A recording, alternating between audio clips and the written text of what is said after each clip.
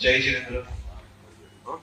आज के इस पावन अवसर, पावन दिन में मुमुक्ष चेतन जी से दीक्षार्थी चेतन जी और आज मुनि अनंत कुमार जी की यह यात्रा में हम सबके बीच में उपस्थित गुजरात राज्य के राज्यपाल श्री आचार्य देवव्रत जी, पूज्य जैन आचार्य लोकेश मुनि जी, पूज्य माधव प्रियदास जी, पूज्य योग भूषण जी, पूज्य विवेक मुनि जी, श्री चेतन भाई जितेंद्र जी साहब, डॉक्टर कुमारपाल देसाई जी,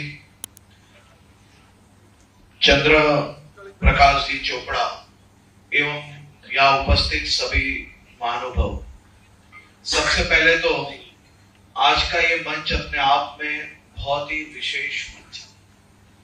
धर्म के रक्षक के साथ गुजरात शासन के रक्षक, ये दोनों का समन्वय आज के ये मंच पे उपस्थित। पूज्य लोकेश जी ने जो बात आप सबको बताई, ये हमारा सौभाग्य है, गुजरात के प्रत्येक नागरिकों का सौभाग्य है कि हमें एक ऐसे राज्यपाल प्राप्त हुए हैं जिनका मार्गदर्शन तो हमें अवश्य मिलता है, हर विषय में मिलता है, लेकिन उनकी कार्यशैली वो मेरे जैसे लाखों करोड़ों गुजरातियों को आने वाले दिनों में प्रेरित करेगी।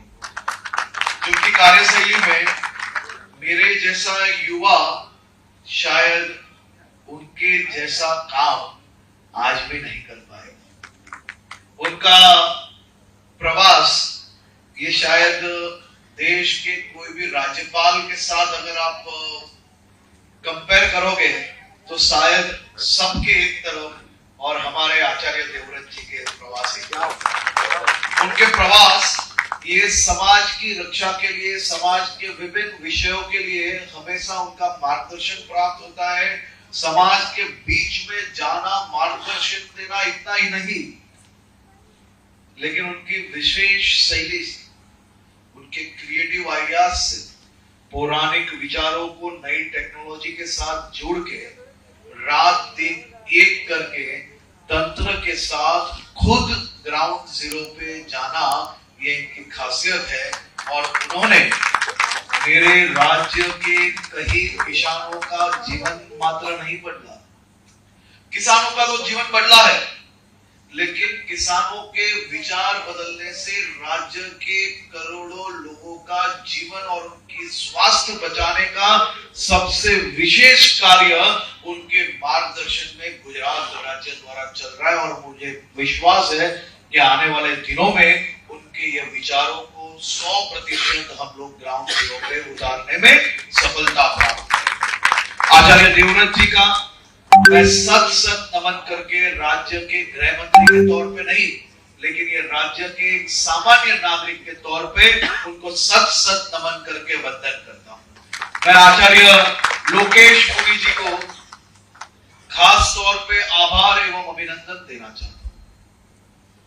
एक जैन श्रावक के तौर पे आपको अभिनंदन और आभार मानना चाहता हूं, जिस प्रकार से आपने पिछले कई सालों से समाज को एकत्र करने की भावना से जो यात्रा आपने देश विदेश में की, कई जगहों पे आपने सफलतापूर्वक समाज को एक करने में समाज के सभी श्रावकों को, मात्र जैन समाज यही भावना नहीं, लेकिन जीव दया की ये भावना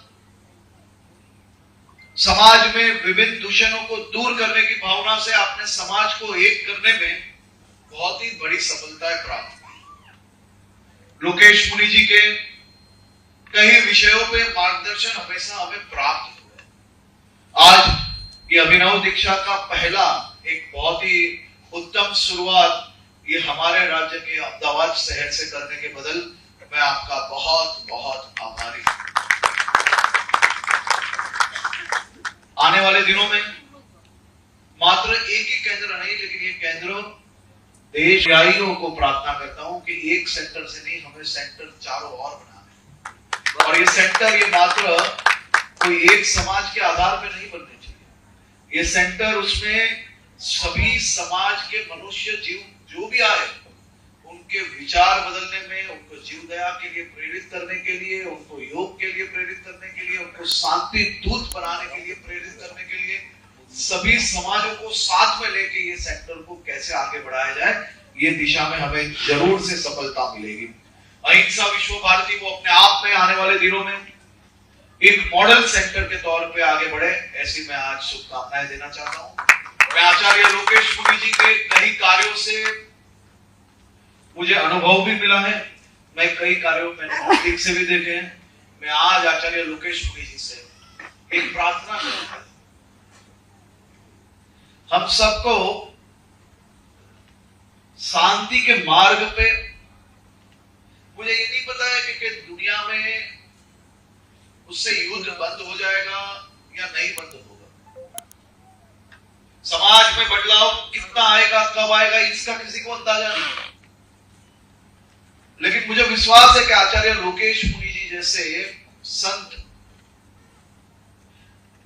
अगर पारिवारिक भावना सुधारने के विषय को आगे बढ़ाएंगे तो जरूर से समाज में बदलाव आएगा। आज के समय जब अहिंसा विश्व भारती जैसे सेंटर्स अगर बन पा रहे हैं तो उसी के साथ हमारी चिंता का सबसे बड़ा विषय क्या है? चिंता का सबसे बड़ा विषय यह है कि हमारे वहां एक भी वृद्धाश्रम नए क्यों बने, नए वृद्धाश्रम की शुरुआत क्यों हो? हम दुनिया में युद्ध चालू रहे बंद करवा पाए ये मुझे अंदाजा नहीं है, लेकिन ये जरूर हमारे हाथ में है कि हमारे समाज के प्रत्येक बुजुर्ग जो अपना जीवन अपने बेटे बेटी का भविष्य उज्जवल करने के लिए रात दिन मेहनत करके वो बेटा बेटी आगे बढ़े, वो सपना देखकर उसका पूरा जीवन अपना चप्पल घिस लेते हैं, वो ही बुजुर्ग जब अपना बेटा बेटी जब बड़े होते हैं, देश विदेश से पढ़ के वापिस आते हैं, जीवन में सफलता प्राप्त करते हैं, तब वो बेटे बेटी को उनके माता पिता के साथ रहने में शर्म किस बात की? आज भी ऐसे समाज में है जहां ऐसे बेटे बेटी जो अपने माँ बाप को वृद्धाश्रम में रखते हैं, लेकिन समाज के स्टेज पे ऐसे बेटे बेटी का कुछ फंड देने से, कुछ अच्छे काम करने से, कुछ अच्छी बातें करने से हम उसको स्टेज में बुला के सम्मान करते हैं।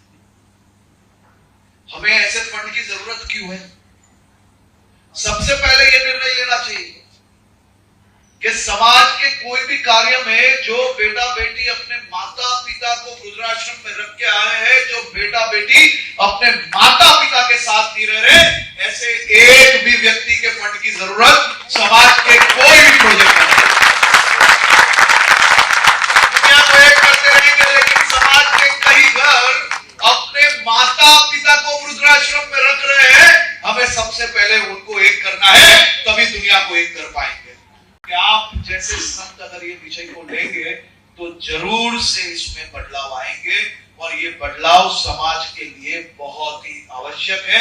और मुझे विश्वास है कि जो काम आप हाथ में लेते हो उसको पूर्ण करने की शक्ति भी आप रखते हो, और मैं जरूर ये मान रहा हूं कि समाज आपका सहयोगी भी रहेगा, आपके साथ भी रहेगा। यहाँ मंच पर एक एक व्यक्तित्व समाज की सोच बदल सकता है, समाज के व्यवहार बदल सकते हैं, ऐसे व्यक्तित्व। मुझे पता नहीं आप सब में से कितने लोग कुमारपाल भाई के परिचित हो, आप में से कितने लोग माधव प्रिय दास जी के परिचित हो, आप में से कितने लोग मंच पे विराजमान जो लोग हैं उनसे परिचित हो, ये मुझे नहीं पता। मेरी उम्र जरूर से छोटी है, लेकिन मैंने ये सबके कार्य को देखा है। मैंने अनेक बुजुर्गों से इनके कार्य को जाना है। ये बैठे हुए एक एक व्यक्ति समाज के हजारों लाखों लोगों को बदल सकते हैं। कुमारपाल भाई को अगर आपने कभी सुना हो तभी आपको समझ में आएगा कि कुमारपाल भाई क्या कर सकते हैं। माधव प्रिय दास जी के एक एक संस्था ने समाज के कितने लोगों का जीवन बदलने का काम किया है, इसका शायद आप सबको नहीं हो सकता है, लेकिन मैं हर एक वृद्धाश्रम में जब जाता हूं तब मैं ट्रस्टीज को बोलता हूं, और हमारे गवर्नर साहब, मुख्यमंत्री जी की प्रेरणा से गुजरात सरकार ने एक प्रयास किया। कभी आपने सुना नहीं होगा कि पुलिस वृद्धाश्रम जाए, वृद्धों को अपने परिवार से मिलाए। हमने बहुत बड़ी सफलता हासिल नहीं की, लेकिन हमने ये विषय पे काम किया और सामाजिक तौर पे पुलिस ने 16 से ज्यादा परिवारों को एक साल में इकट्ठा कर दिया। हम क्यों नहीं कर सकते? हम प्रयास करें कि एक परिवार एक होगा तो भी अपने आप में सबसे बड़ी जीत होगी। आज के समय में जब इंफॉर्मेशन टेक्नोलॉजी का जमाना है, आप सोचिए कि लोग समाज का त्याग करके संयम की ओर बढ़ने की संख्याएं बढ़ती है। ये अपने आप में आध्यात्मिक जीवन की सबसे बड़ी जीत है, लेकिन हमें पारिवारिक जीवन, सामाजिक जीवन के अंदर बदलाव लाना है, और ये बदलाव आप सबके सहयोग से आ पाएगा। और यहाँ बैठे हुए लोग, यहाँ बैठे हुए एक एक व्यक्तित्व जो समाज को बदल सकते हैं, अगर ये विषय में भी थोड़ा सा ध्यान दें, ये विषय में भी थोड़ा सा काम करेंगे, तो जरूर से मेरे राज्य में तो मेरे राज्य के एक भी दादा दादी, एक भी बुजुर्ग, उनकी आंखों में से कभी आंसू नहीं निकलेगा, और उनके पास मेरे जैसे लाखों बेटे हैं जो जरूर से बदलाव आएंगे, और पूज्य गुरुदेव की प्रेरणा से ये काम हम जरूर से करेंगे। आप सबका फिर से एक बार मैं बहुत बहुत आभार